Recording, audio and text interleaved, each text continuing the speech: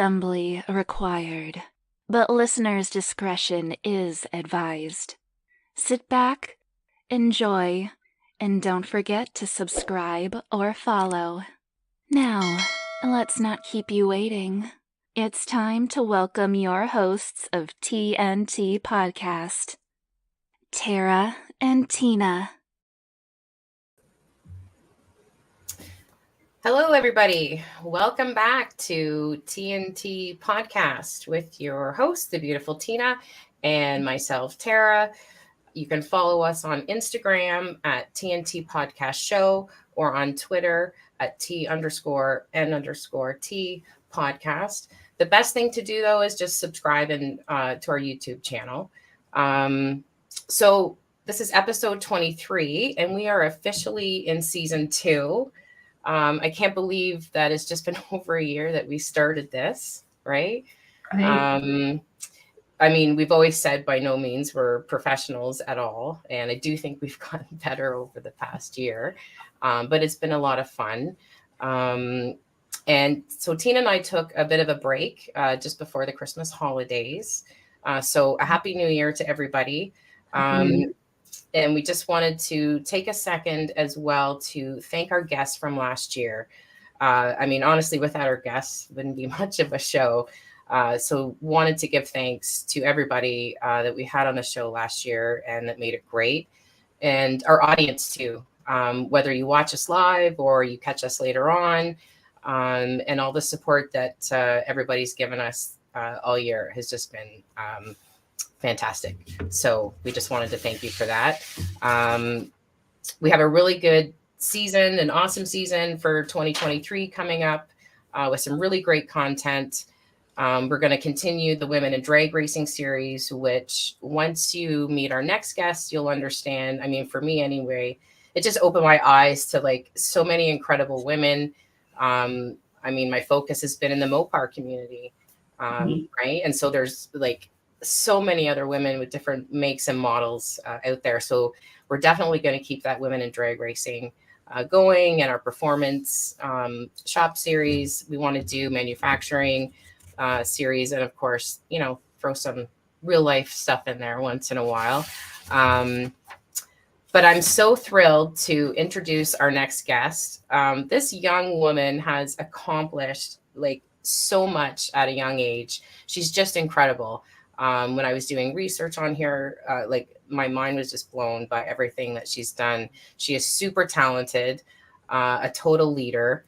And let's welcome Sophie Fox to the show of Women in Wheels USA. Hello. Welcome, Sophie. Hi, Sophie. We're so Hi. happy that you could join us tonight. Like, girl, when I was doing research about you, I was just blown away Thank you. That means so much. everything you've accomplished, and especially in the last couple of years. I only just started following the Women in Wheels series when Tina went to one of your events. And of course, we had other girlfriends as well, Jen Wagner, I think Mel Dion, Jessica Sipple. Amazing ladies. Yes, just awesome. So I started, you know, following. I thought, wow, this is awesome, you know. But recently, when I did more research, I was like, this isn't just a women's drag racing series. Like, this is an entire organization. Like, it's totally set apart from anything else. And we'll definitely get into the Women in Wheels part of it. But I really just wanted to go back to the beginning with you, because obviously you have a bit of an accent. Yeah. So I didn't realize, yes, I didn't realize that, you know, you weren't from the US and everything when I was doing some research. So if you could just, you know, take us back to the beginning when you were younger, and like what started this racing bug with you? Yeah, which is funny because I forget I have an accent because I only talk to the same people every single day, like with like voice, and like they're also accustomed to it now. So when people are like, "Oh, you sound weird," I'm like, "What do you mean? Like, do I have a cold?" So, everybody thinks I sound weird too. So I love it. I love the Canadian accent so much. About Yeah. Wow. So I was born in the UK. But I've been in the United States, Oklahoma specifically, for this year will actually be my 10th year as in the US. So Oh, yeah, I've been wow. been here since 2013. So just still kicking, I guess. That's awesome. Yeah. Well, So, I actually got into drag racing when I moved here. I had no idea what it was in the UK. We do have drag racing, and in fact, we have one of the nicest tracks in the entire world in the UK. But wow. I just never knew about it. I grew up watching Formula One and MotoGP with my dad. I was always interested in motorsports and in cars, in bikes, was really interested in bikes. But I just never really. I was always gonna be way too poor to ever race Formula One. So I Like the majority of people, Right. right. All of us. all of Yes. us. Yeah. So I just never like I never considered myself to be somebody that could race because I didn't understand how easy and attainable it was, or achievable it was. So when I moved to the States, my dad lived in a really tiny town in Oklahoma called Noble. And it's actually the home to our track, Thunder Valley. And at night, I lived right across the street from this track. So at night, Wow. I would hear I would hear the burnouts. I would hear, and I'm like, what the hell is that? My dad would tell, oh, there's a track over there. So I managed to kind of like meander that way in high school and, you know, see stuff. But again, like even then, I still never saw somebody really that looked like me that was racing, and I never really saw anything that I thought that looks cheap. I can do that. So I just never thought that I would ever race. And then I just got a little older and realized it was like test and tunes specifically were just Right. like literally just show up and run down the track. It doesn't matter what you have. It's so that's how I got I dipped my feet into it. I had a 2014 V6 Mustang. And I have a picture of that you sent me. I think, is this the yes, car that started it all? it started it all. Yeah. My spray painted wheels. Yeah. So I took that down the track and I just thought that I was just the baddest bitch and loved it. And I would like display my window marked numbers on my car like the whole week until it rained. I just thought I was so Yes, cool. I've And done that. yep, I thought I was the coolest. I was just That's waiting for funny. somebody to ask me what the numbers meant. I'm like, I race. Not a big deal. Yeah, Not a big deal. that's so funny because I've done Yeah. that. Oh yeah, 100%. I think I was 18, and I just thought that I was like the coolest kid in the town. And looking back, I'm just like, oh my God, I can't believe I did that.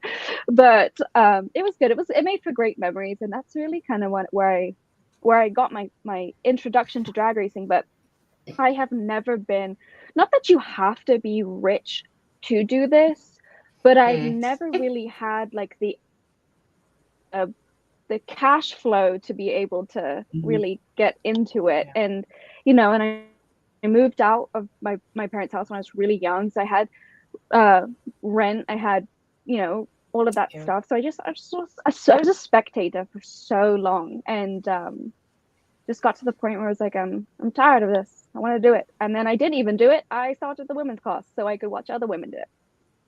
Oh, okay. Okay. Yeah. And your thing Oh, was also motorcycles. And yes. I don't care if you're male or female, anybody that runs the bikes have balls of steel, as far as I'm concerned. It's just crazy, crazy. So is that really Yeah. what your main passion is, or the Yeah. bikes? Yes. So I love cars. I love watching like the car drag racing. I think that it's so exciting. I think it's kind of I think motorcycles ruin it for you because once you like 150 miles an hour on a car, crazy.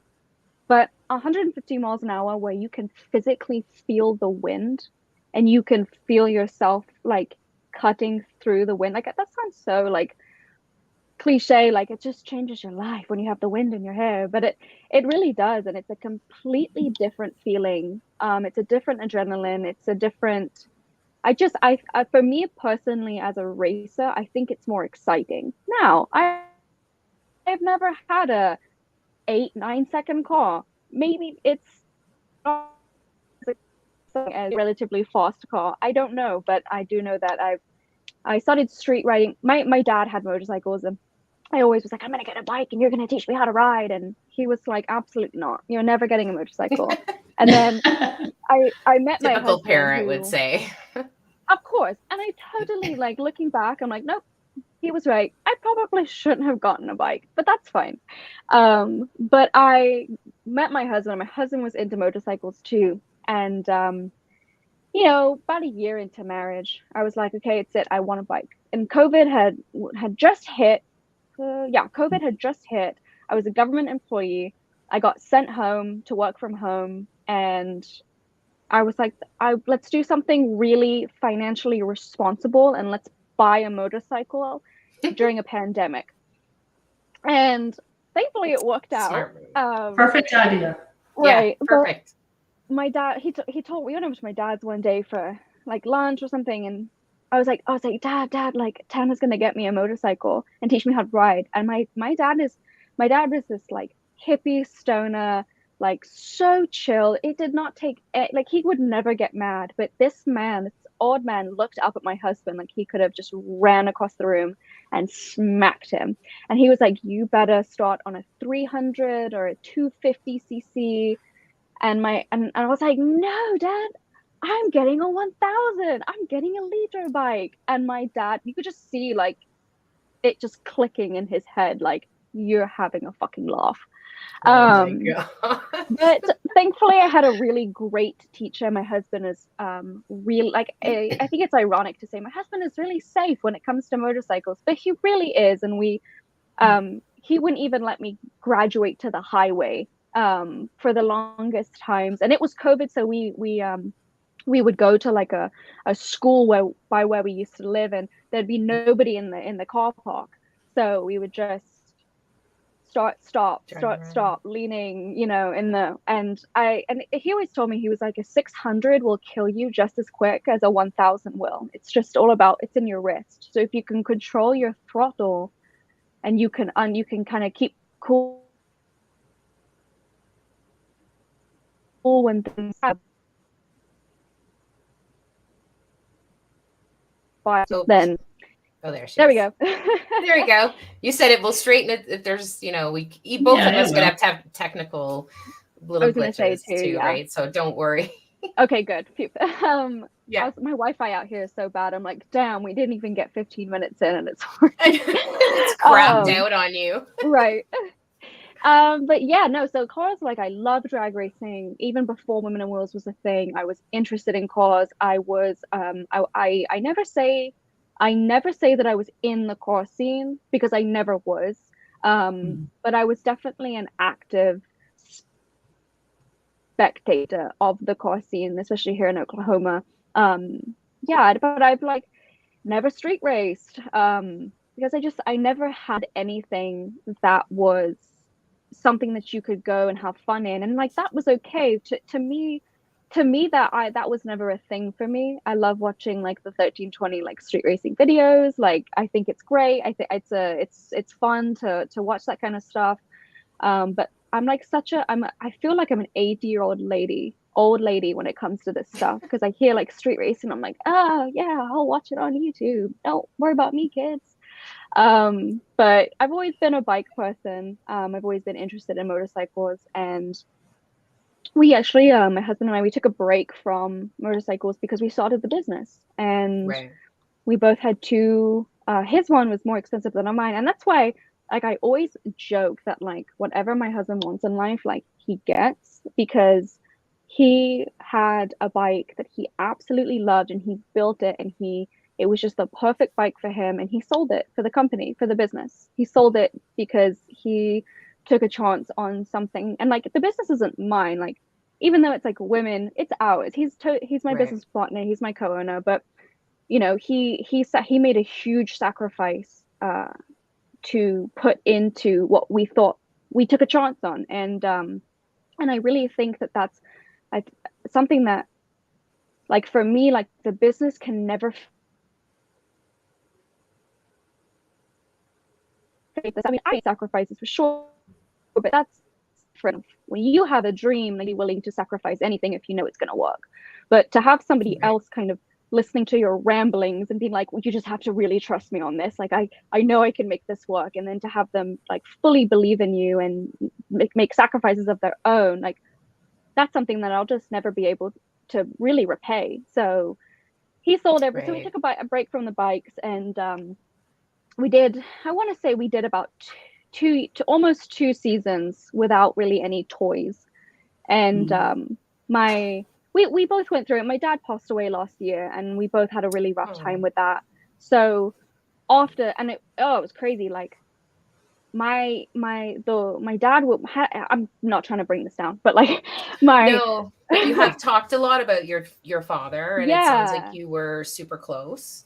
Oh yeah, he was my best friend, and he had a heart attack in March, and then was in the hospital for 4 weeks. And then on the 4th week of to the day he came in, he passed away.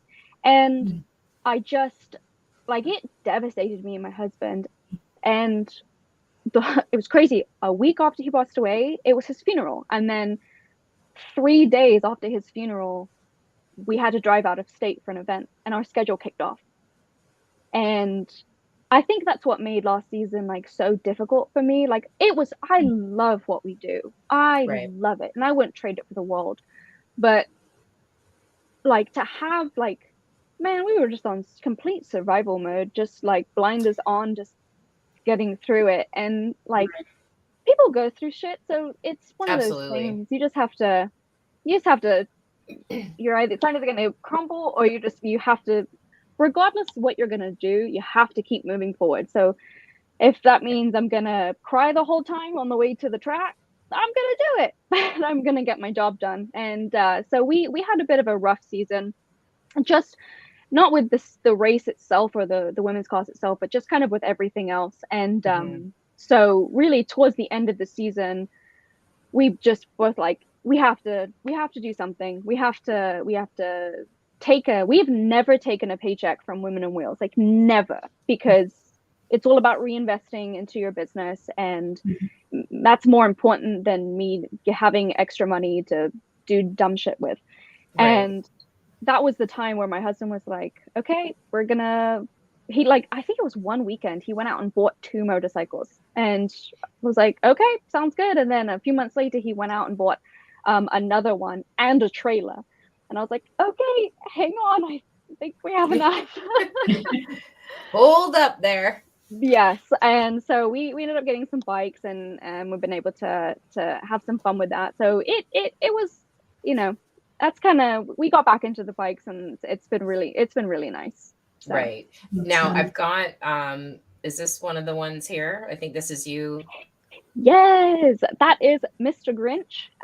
That is the 3rd bike that he brought home. Mr.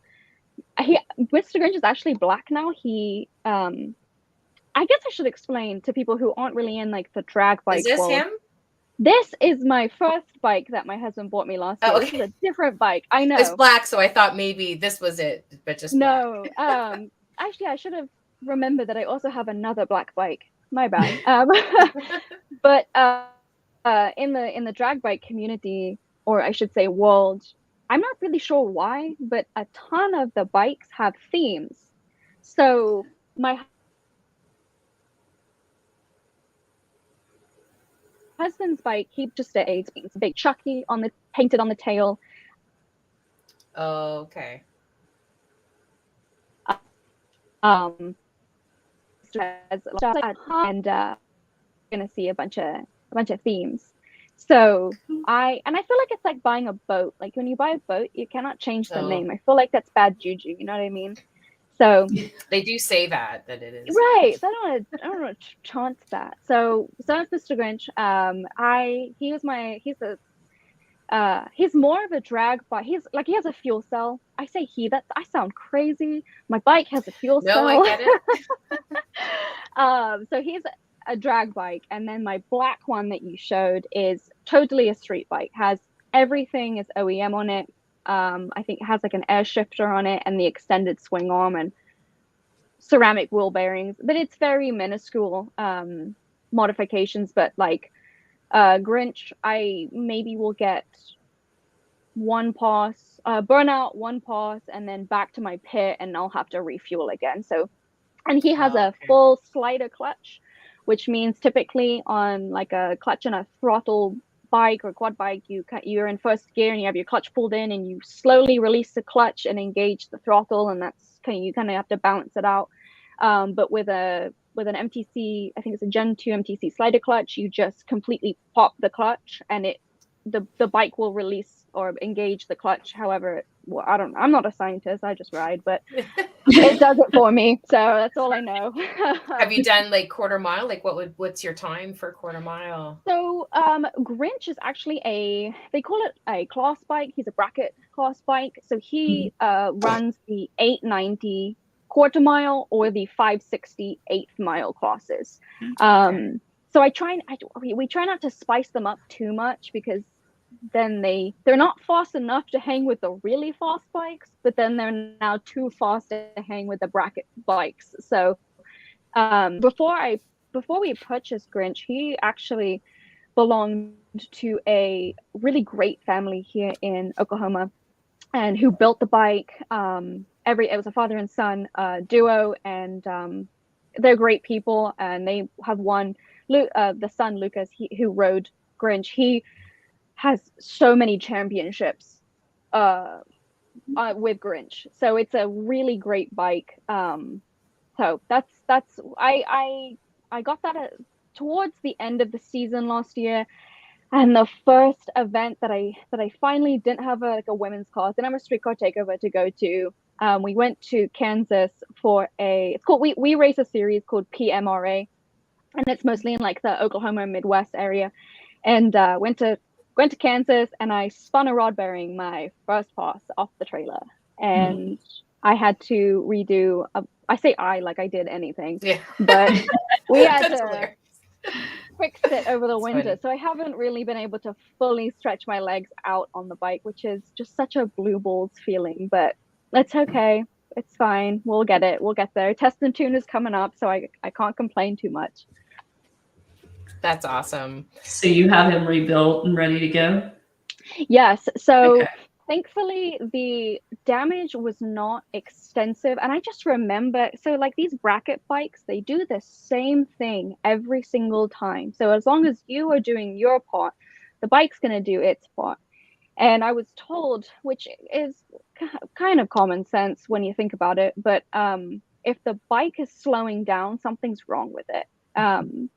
And I just remember like my first pass off the trailer was like a 10 something, which 10 is a great time to run, but when your bike's an 890s bike, that's really bad. Yeah. And I just remember telling my husband, I said, something is wrong with this bike. I just feel it. Something's wrong. And he was like, no, I think you're good. So we get 2 qualifying passes off of the trailer.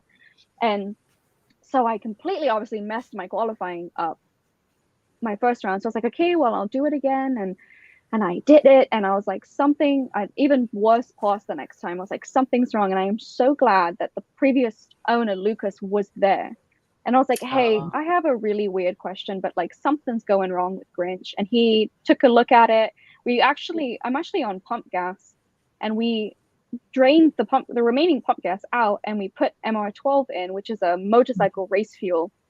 And they were like, well, if it's slowing down, we'll just put race gas in it and it'll be fine. That'll fix it. Right. That's like redneck ingenuity right there. But so, and I just, and like my husband and Lucas like cycled it and he like got down and was like listening. He goes, nope, there's a rod knock for sure.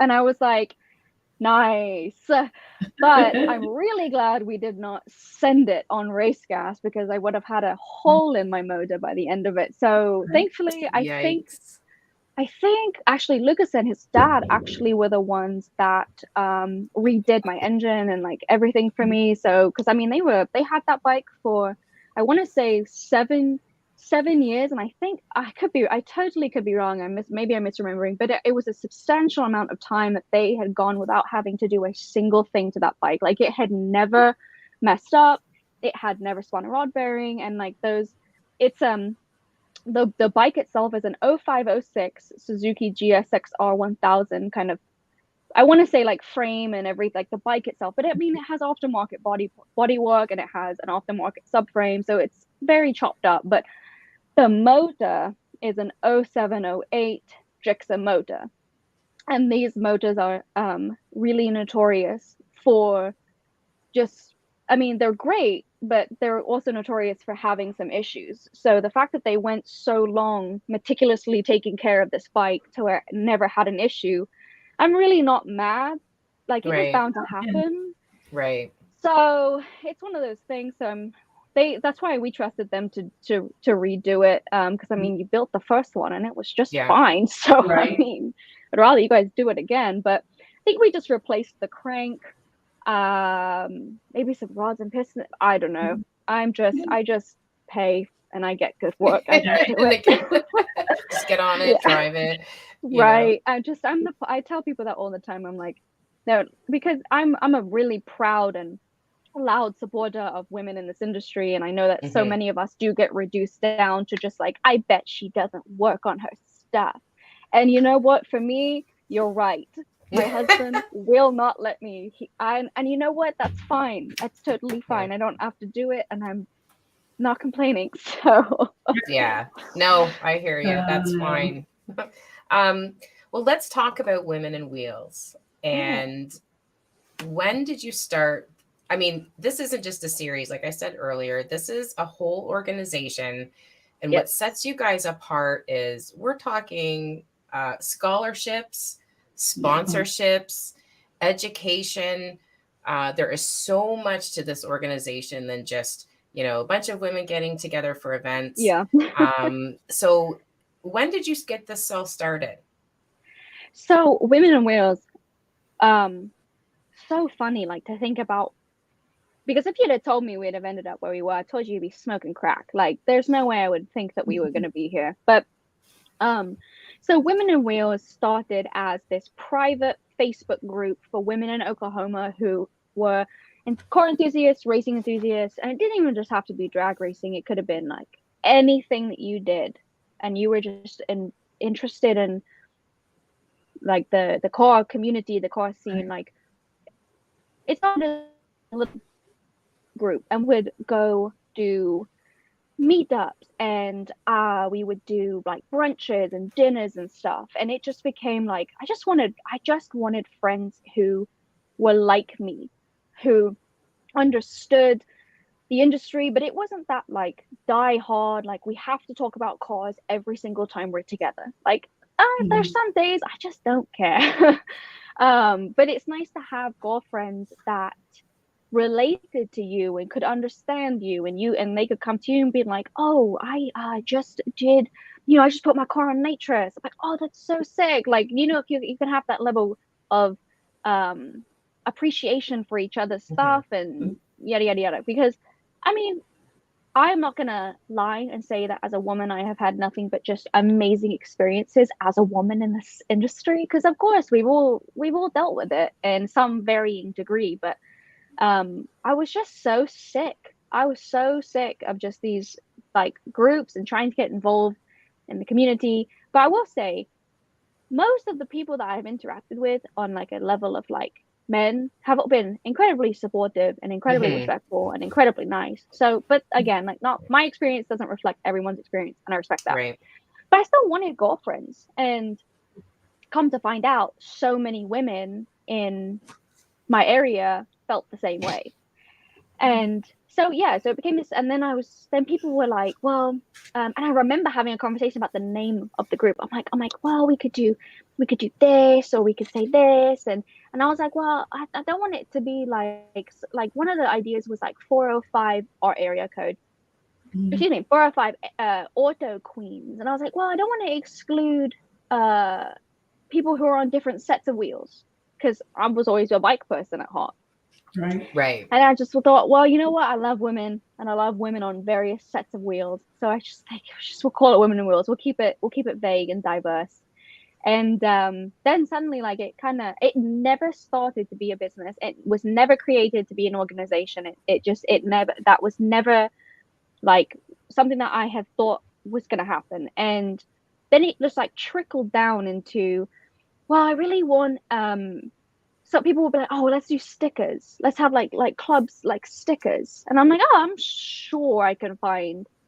So I have some friends who do YouTube and they have like merchandise. And I was like, who does your stickers? I got like a little logo made and, had this batch of stickers done. And I just like it just, and I was like, okay, cool. That sounds good. We've got stickers. All right, done. And then I remember it just trickled from there. And like we were becoming known in the community for being like a female core club, but like I hate calling us a core club because that's not what we really were.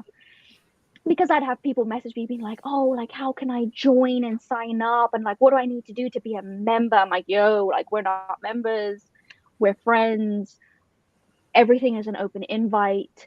Like if you see that we're doing a meetup at this time, please join in. Don't feel like you're not at the popular table and you're being excluded.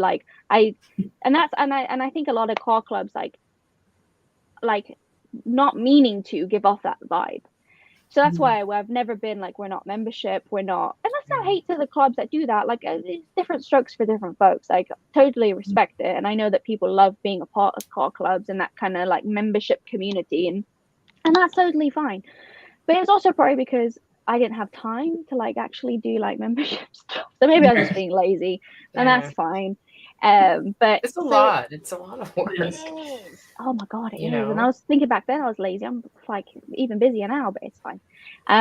So then I being on Instagram, I had already, even before I started Women Wars, I had already met like a ton of amazing women in the core scene on Instagram, and we had like a mass group chat for a bunch of women, and I'm still friends with all of those women to this day. Like love them so much. And one of my friends, Jo, she's from Upper Michigan. She's that 1320 chick on Instagram, and she's still killing the game. But she was a friend called Chase, and Chase co-owned Streetcar Takeover.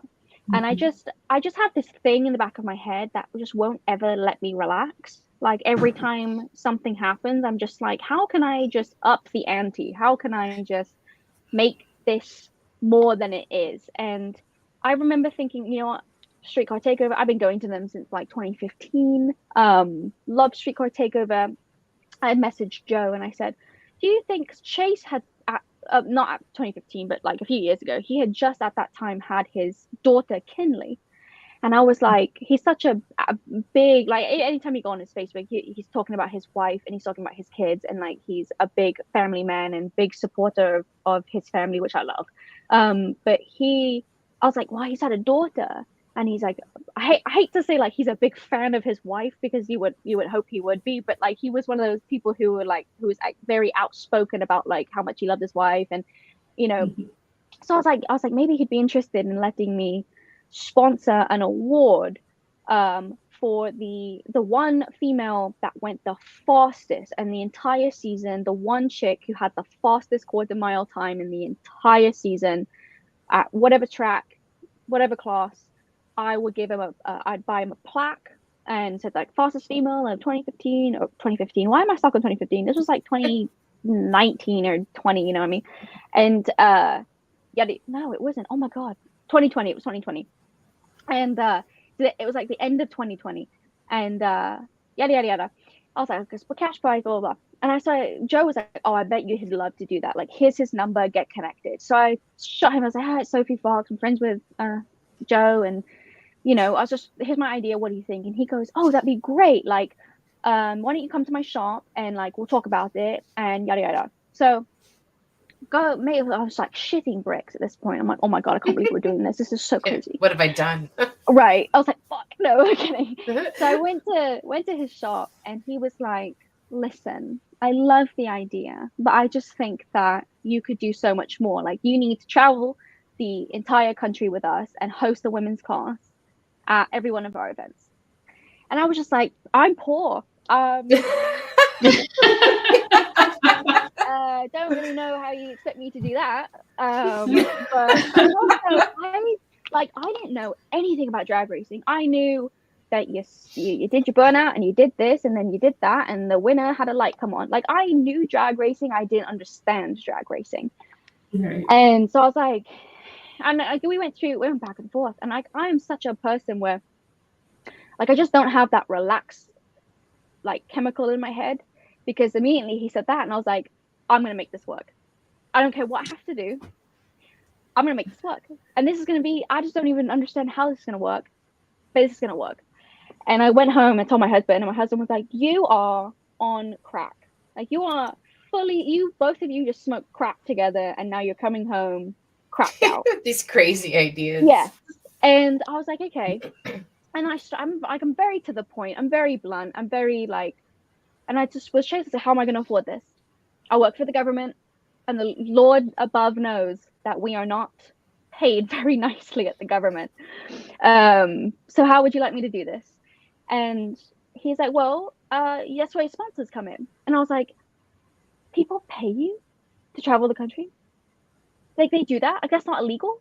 Like, they know you're doing that? And he was like, yeah, it's a sponsor. They're yeah. I'm like, oh shit. Okay.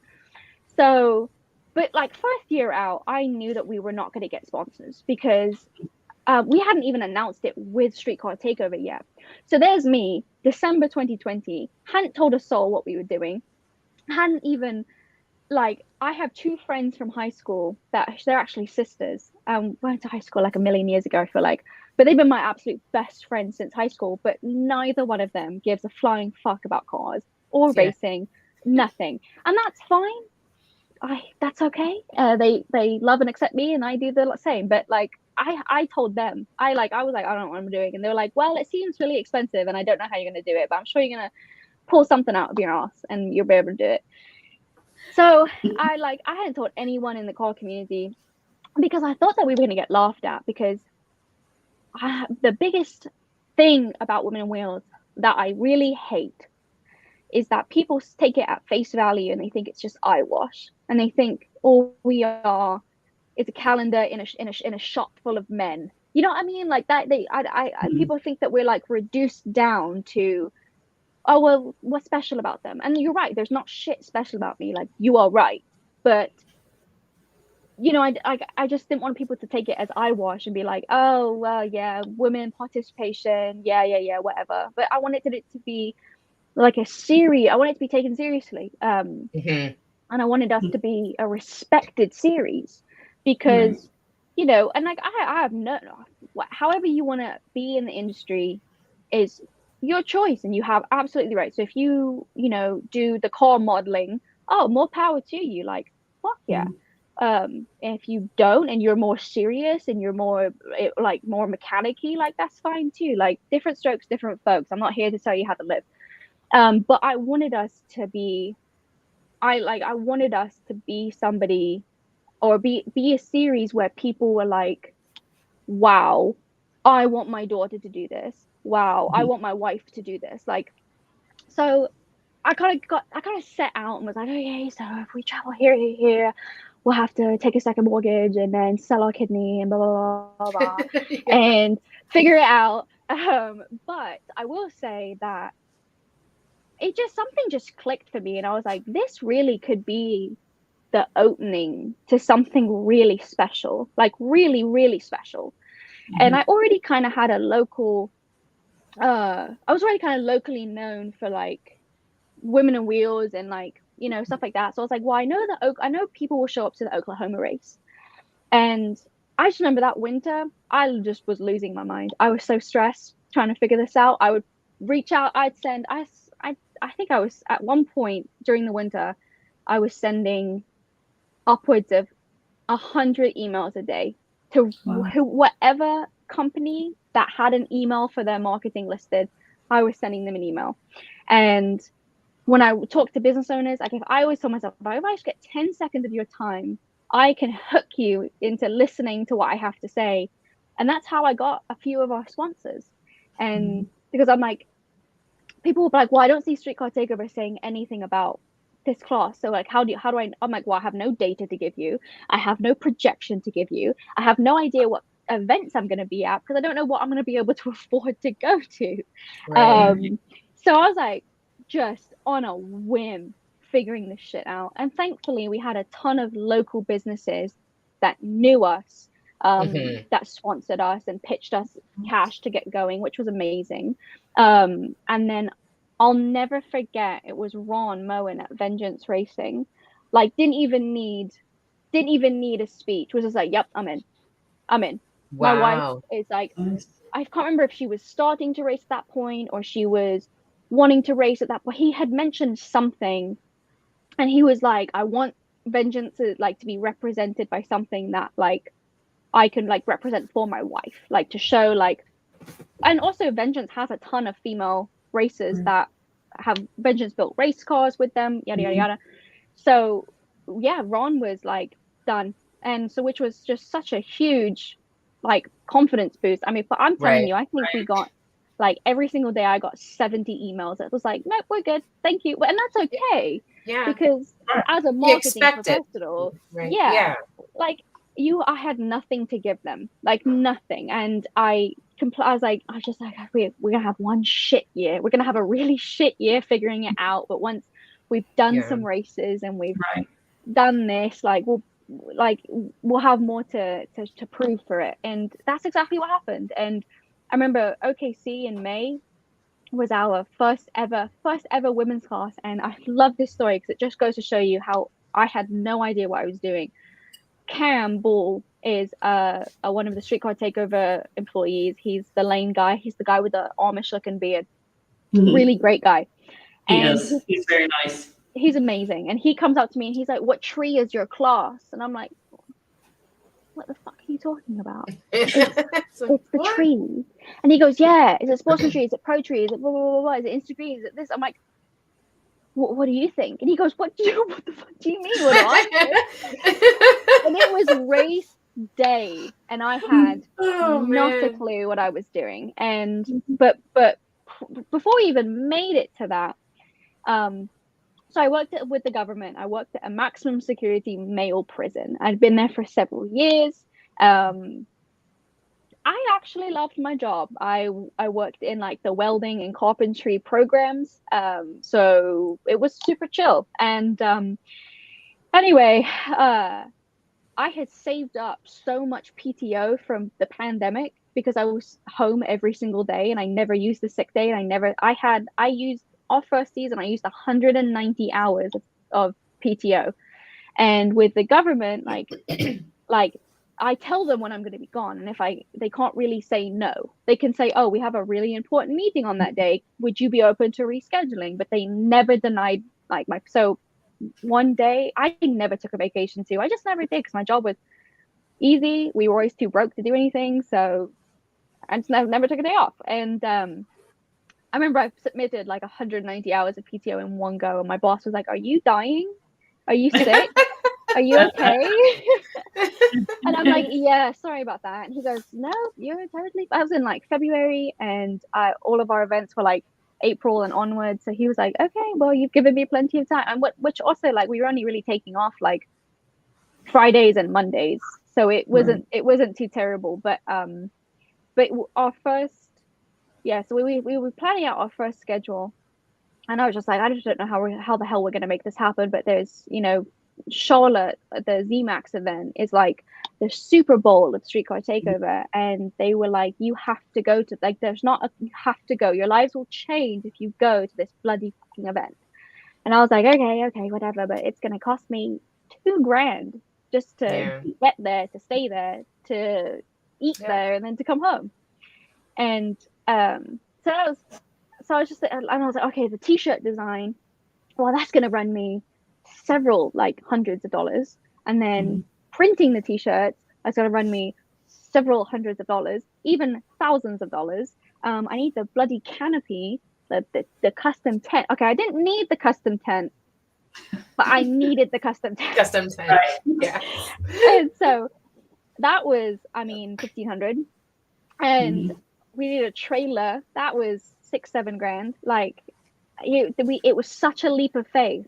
But I have this really just horrible mindset of just, I can make anything happen. And it got to the point where, and my really close friends remember this, but I was getting up for work at 4 a.m, getting in my car, my Mustang, different Mustang. I had a few of them, and going to the prison, driving an hour to the prison, working my shift, driving an hour back home.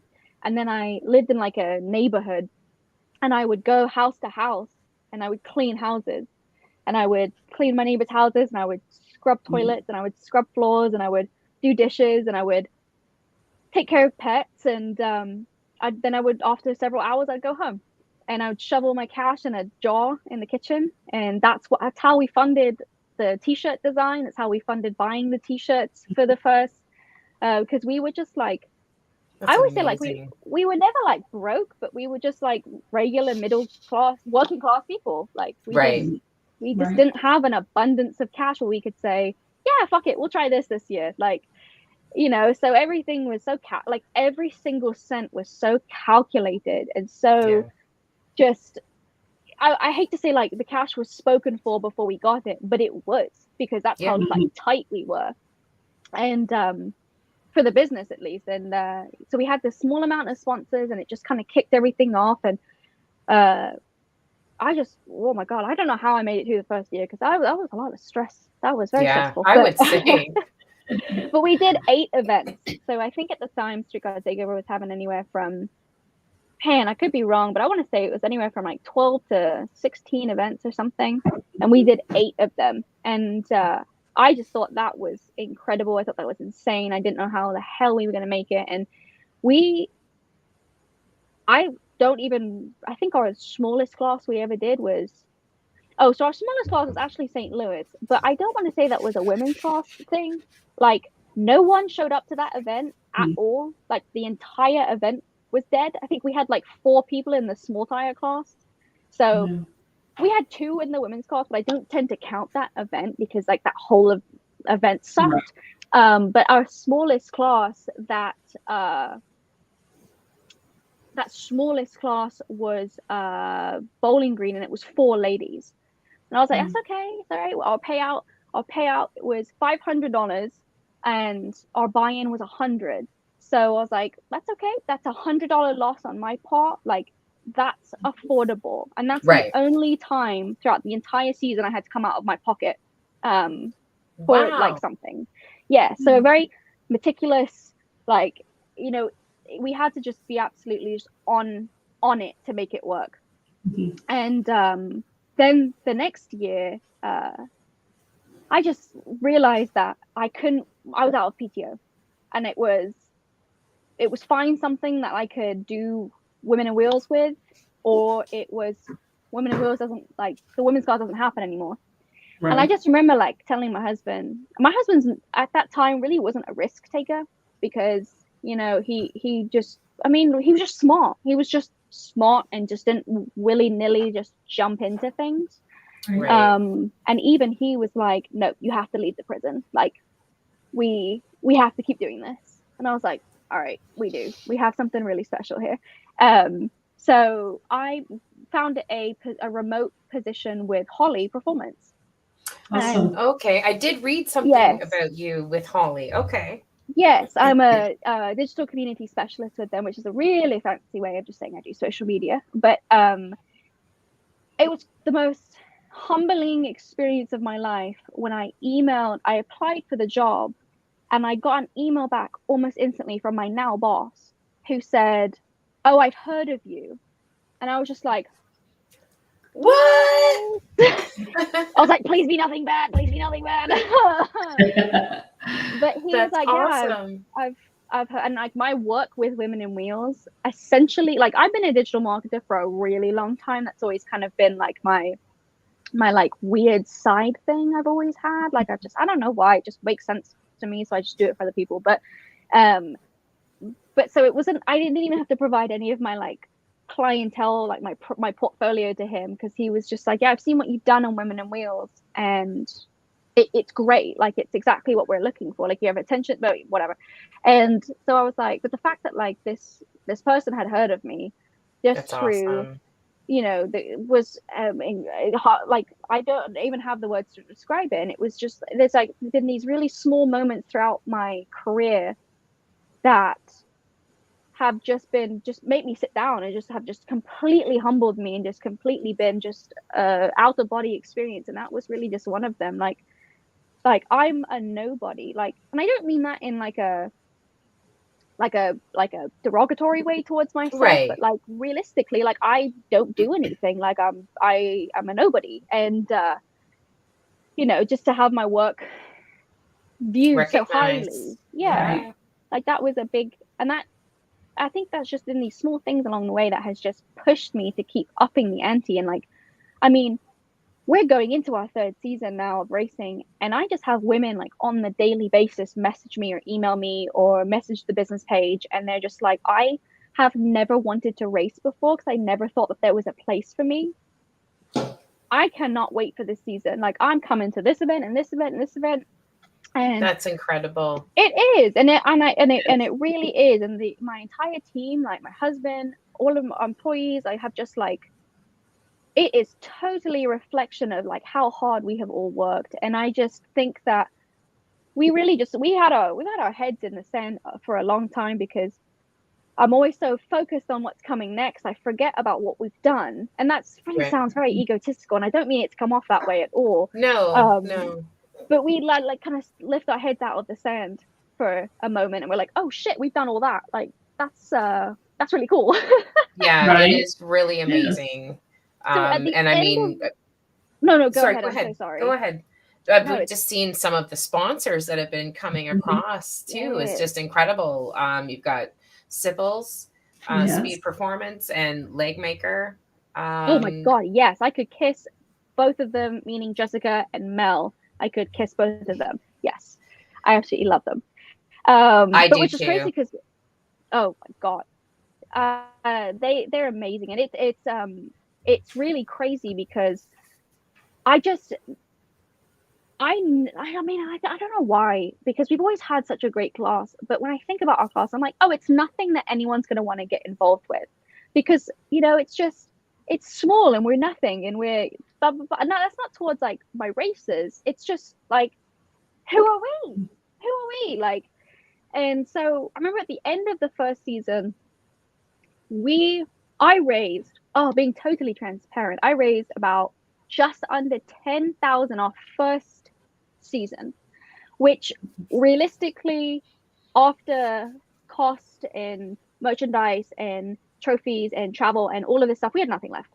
And we ran on the merchandise sales. Like, that's really it.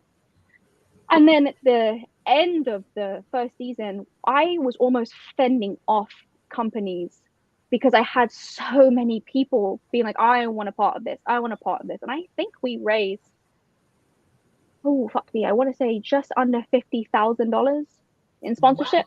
Wow. And awesome. I didn't have to send a single email. And that is incredible. And I want to know, like, Tina and I need some of that so we can get this. And like, I've had a lot of, so I actually write sponsorship proposals for people on this side, like races and stuff. But I get that question, like I get the question a lot, like, and I'm like, I sent my shit to everyone. I sent my shit to everyone. Walmart, Monster, Red Bull, like these, and like I hate to like try and sell my class as like a good PR move, but some of these big companies will do it, like just because it is good PR. And if I know Red Bull has a couple grand hiding that they can chuck our way or something, that, well, evidently like they haven't, but I just remember like I lived and I breathed this fucking class because it had to work. It had to, with the sacrifices that were made to make it happen. And that's why I cleaned houses. Like, I don't, I don't do it. I don't really talk about that because it can sometimes come off like, oh, I'm just such a hard worker. I'm just so good at, like, I'm just, did you guys know I did this? Like, and it's never been about that. It's about like my dad always raised me, like, you have a job, get it done. Yeah, Don't care exactly. how you do it, get it done. And you like, knew it what you doesn't had to matter. do. Yeah, it Right? doesn't Like you matter knew if what you had to do. And I remember there was times I woke up at 4 in the fucking morning for this stupid prison job. I say that, I love my job, but it was such a physical thing, because to me, I was waking up and I felt like shit. Like I was just tired and I was achy and I just wanted to stay in bed. And but the idea in my head, like, oh, I could just call in. I could just call in and just stay in bed. Like that never came into my head, because well, I had a job and I had to do my job. Like, doesn't matter if you're sick. Well, okay, it does to a point. Like if you're like feverish or you're dying, like stay home. But you know, it was always one of those things where it just had to happen. And for the first season, it was just all about making it happen and just making it to these tracks and just making the money. And like, we couldn't afford to do shit else. Like, it was the business. And but to be fair, like a year is really short. That's a really short period of time. And like, I don't know if I could do the first season we had. I don't think I could do that 5 times over back to back. I just don't think I could. But at the end of the first season, we had so many people just, I want to be a part of this. We had Brian Tooley Racing message us out or email us and was like, hey, we want to be involved. And I was like, oh my God, amazing. This is our sponsorship packages, like blah, blah, blah. And they're like, well, how many events are you doing this year? We did 8 events the first year. So this year, the second year, I was like, we're going to do every single one on the schedule. Like, we're going to do it. Like, we already have established an audience. We've established racers. Like, we can make this happen. And so I was like, we're going to go to all of them. And they're like, great. So your payout is $500, correct? And I said, yep, 500 with an 80-20 split. And he goes, I don't know who I'm referencing there, but Brian Tooley Racing goes, okay, cool. We're going to double that. We're going to give you the money to double every single payout for the entire season. So it's going to be $1,000 at every event. And I started fucking crying in my office. Yeah, no kidding. That's amazing. That is so awesome. Yeah. So, and it was just like, it was amazing. And I understand that the last year has been really tough on like big manufacturers and big companies, and I know people are really like restricting their budget. So I'm not. I don't expect anyone to like continue with me for the rest of my life or the blah blah blah. But like that single-handedly changed the game for us, because now women were like, oh, 1,000. Okay. And we introduced the point series. That was a big, like, I've always said that the series that die out are the ones that never do anything different. Like, they're the same thing every single year. The trophies are the same, the payouts are the same. And I get it, like, you can't just be like, oh, I'll pay out 1,000 and then the next year I'll pay out 10 grand. Like, it doesn't work like that. But, and I think that's where I always think, like, as a woman, money to me, I'm not racing for money. I'm just not. I hear you. I got more in the bike, in the travel, in the trailer, in the truck. Like, I will never retain the money that I have spent, and that's fine. Like, I don't do it in the hopes of breaking even. And I don't think 90% of this industry does either. Like, it's just a money pit, and that's okay. But yeah, like I thought, what makes me want to race? And I said, well, a great community. Okay, well, we can easily build that. What else makes me want to race? Okay, well, really cool trophies, or a point series, or so the second year we upped our payouts, got more sponsors, were able to do awards, which first year we did import of the year. No, we did not. We did the novice of the year in import and domestic. And this was a few months ago, and I have already completely forgotten it. So if that tells you anything, it's terrible. So we awarded, because as I was thinking, like, our class, anyone can win. Anyone can win. You really don't have to be a seasoned racer to win. But some newer girls may still be like, well, it's still wasting my time. Like, I don't want to. So I was like, okay, well, how can we celebrate the new girls that still take that extra step to to put themselves out there and compete, even if they feel like they're not going to win. So we say, Novice of the Year awards, we'll do that. Yada yada yada. Point series was great. We introduced all this new stuff, and then so it was just a hit. Last year was just a hit. It was so good. And we introduced Queen of the Track too. See, I need like 3 of me to keep up with what we do. Yeah, no, actually, I have that. Was going to ask you about Queen of the Track, and if that was something that you added to your series. Yes. Because I do have a video clip of, I think, the girl that won Queen of the Track. Now it's kind of a grainy video, but I think this is from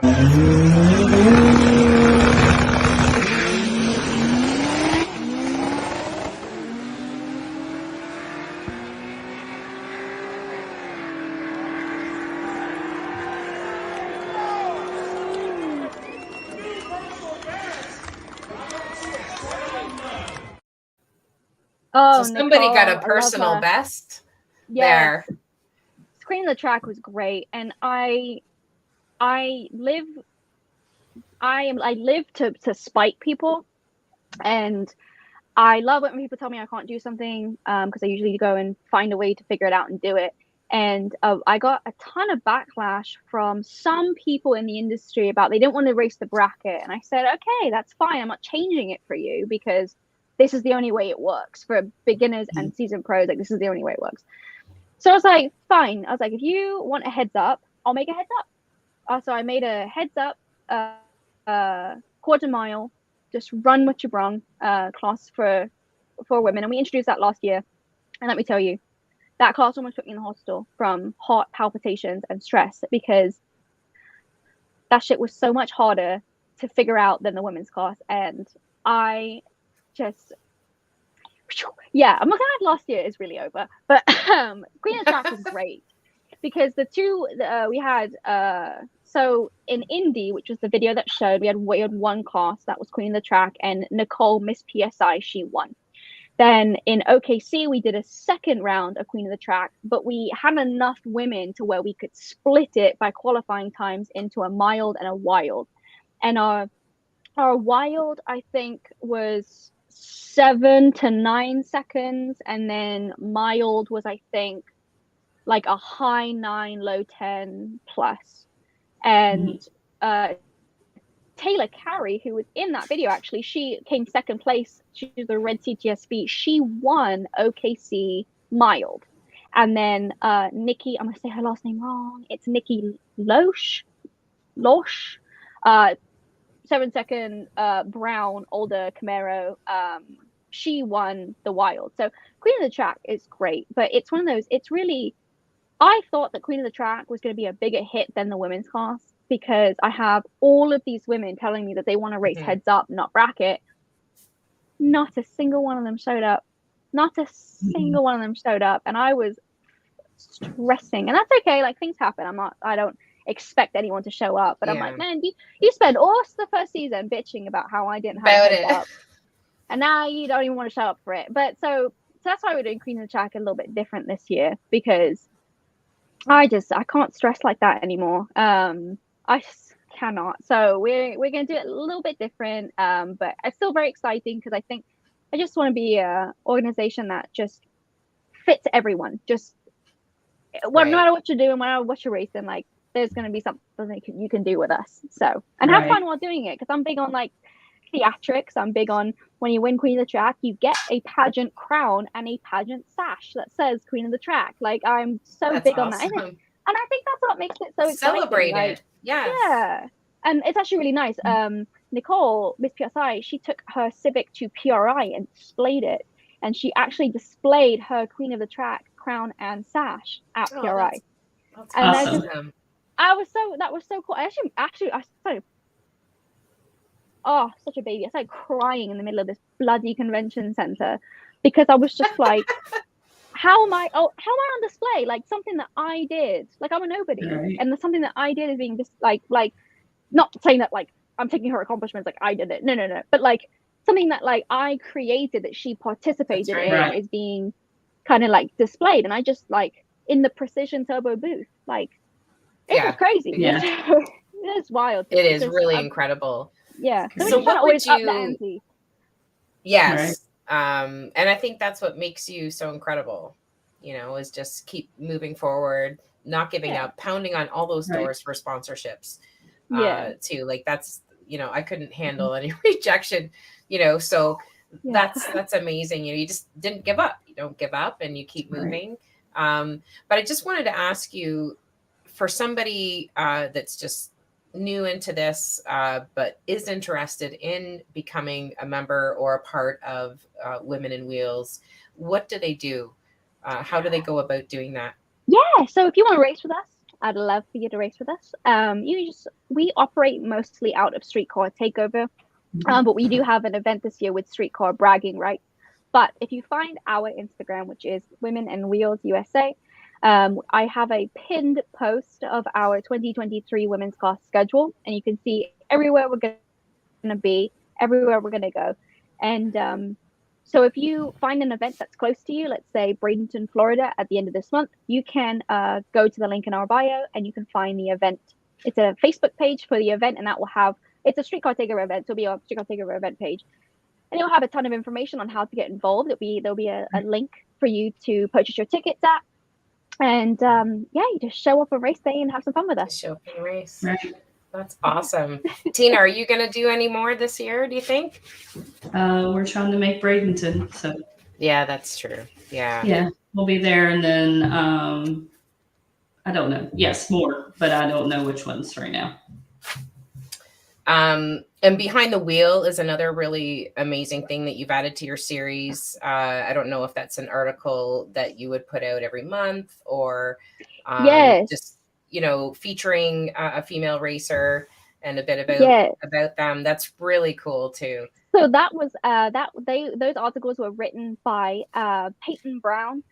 She would go out and interview our racers. I think everyone she interviewed was a racer of the women's class.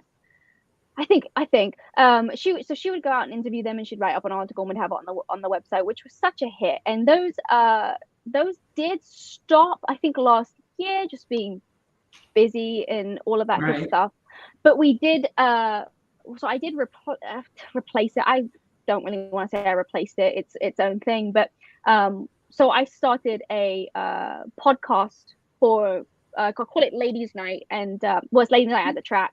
So that's going to kind of take over. So like the winners of the women's class this season will be invited to come onto the podcast and say their story. Yeah, to kind of give them a platform, because there's really some really, really talented wonderful women who race in our series and have raced in our series and will race in our series that just have really interesting stories. And I hate to say this, but I think that having them say their story and give their piece just really helps take away from like narratives about women in this industry, and she really like worked for everything, or she really built this herself, like yada yada yada. Right. Like, I think it gives such credibility, and like it gives substance to women and specific women's racing and stuff like that. So I love it. I always try and give a voice to the community and help the community where we can.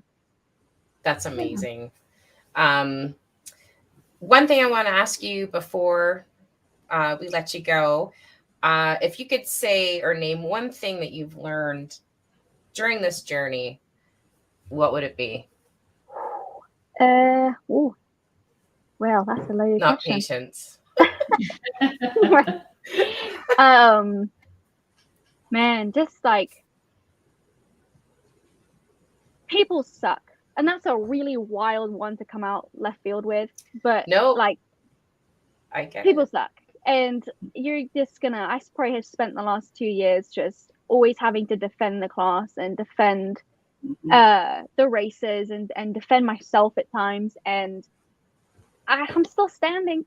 And it's the world's going to still turn. The sun's still going to rise. And it's, and so the first year it affected me a lot. The second year, I think I was a bit checked out just with everything.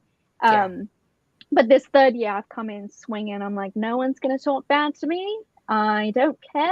And it just doesn't matter. It's racing. It just doesn't matter. And there are levels of racing that really are high caliber, on the line, yada, yada, yada. And I'm not trying to diminish us or Streetcar Takeover or anything, because it is great racing. It's really great racing. But at the end of the day, I still got work on Monday.